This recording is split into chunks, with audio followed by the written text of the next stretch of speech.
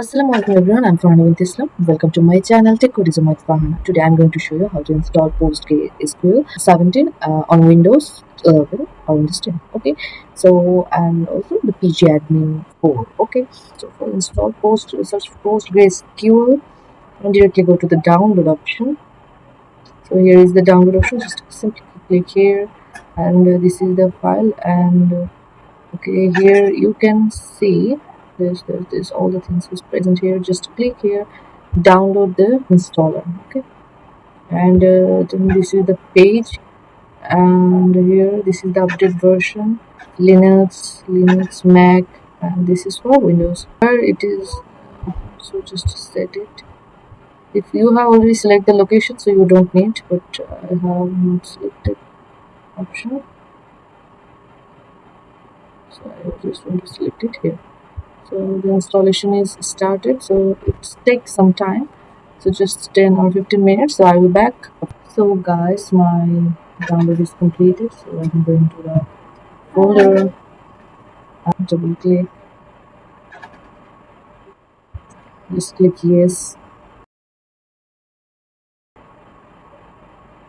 So here this is the page of PostgreSQL, and just click, and this is the file location you can see. Next, here you can see PostgreSQL, PHP, admin 4, then stack builder and command line tools all are selected. Okay, so then just click next, and this is the data store. Okay, which is stored to data. Okay, then give a password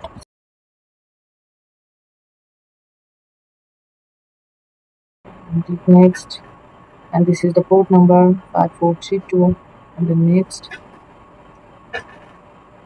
This is locate, so here you can select, we need just English, this is just English, and then next. This is the directory. Here you can see install the Postgre log app data local temporary, and next. So here is next. Installation is starting. Okay, so it will take some time. So guys, our installation is almost complete. So here you can see stack builder may be used to download and install it. So here you can see, if you need this stack, if you need this stack builder for your work, in some extension or any other thing. So okay, I have also need this. So okay, I'm just showing you. Okay, just and port number, and you can see next. And here you can see, if you need this, you can select all of this. Like I'm going to show you. So if you need this, you can select. I'm just select this, and this is users. Let's see what will happen here. It is showing not responding, but no issue. Just wait. Okay, you have to give time. After some time, it will automatically start installation. Yes, here you can see the installation early, and here is the bundle here, special database.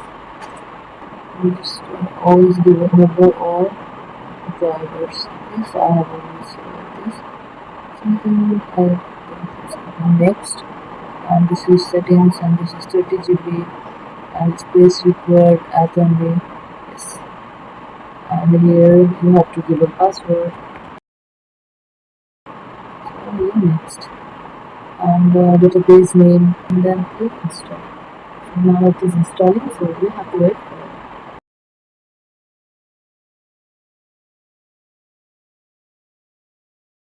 So now session is complete. Now click close and finish. Okay, yes, here, sure.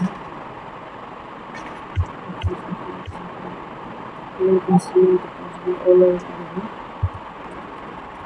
it will not appear, so just type correctly, okay, and then after enter press.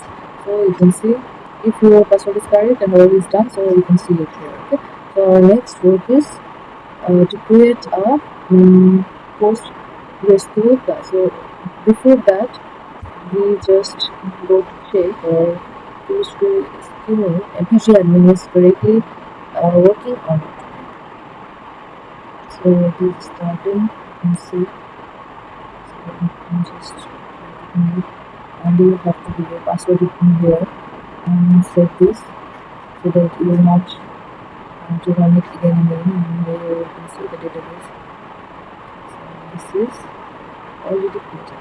See, our PostgreSQL is successfully run, which we created in our GIS stack.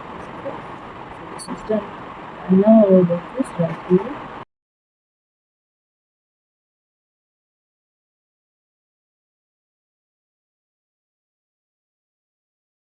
Enter. And here you can see our full extension is here. You can see PostgreSQL already present here. Okay. So this is after enter you can get all the story. How much is present? Okay. Here you can see geometry data. Here you can get PostgreSQL. Okay. Before that, you can create our database. Here, database. So you have to give a name. So cultural mapping. Developer and cultural. I don't need to just save this. So here you can get this cultural mapping. So this is our cultural mapping. Here. So here you can see our cultural mapping. Already created. Just copy this and see and this.